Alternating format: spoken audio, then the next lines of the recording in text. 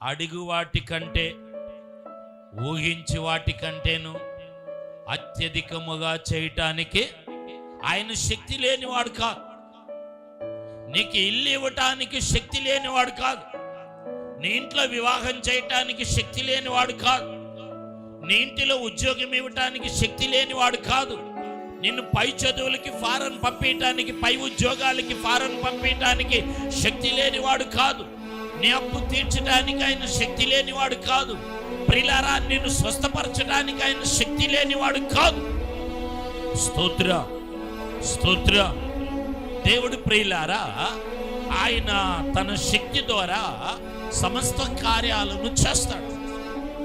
ఒకవేళ అనుకున్న వ్యాపారంలో, అనుకున్న పనిలో ప్రియులారా లాభాలు సమకూర్చబడలేదనుకో, సమస్యలు జీవితాల్లో మనం ప్రియులారా ఎదిగేటప్పుడు అపవాది మనల్ని సమస్యల జీవితంలోకి తీసుకుని వెళ్తాం.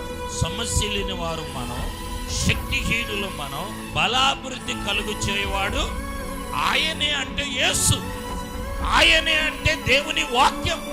ఈరోజు ఏ ప్రాంతంలో ఎక్కడ నుండి ఈ మాటలు వింటున్నావో సహోదరి సహోదరుడా, ఒకవేళ నీవు శక్తిహీనుడుగా ఉన్నావేమో, గుండె ఆపరేషన్ జరిగిందేమో, కిడ్నీ ఆపరేషన్ జరిగిందేమో, తల మెదడు ఆపరేషన్ జరిగిందేమో, నీకు క్యాన్సర్ ఉందన్నారేమో, దేవుడు బలాభివృద్ధిని స్తోత్ర.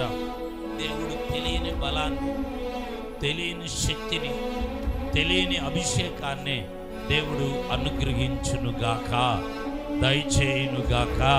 ఆయన శక్తి కలుగు చేస్తున్నందుకు చప్పట్లు గట్టిగా కొట్టి దేవుని నామాన్ని మహింపరుద్దాం.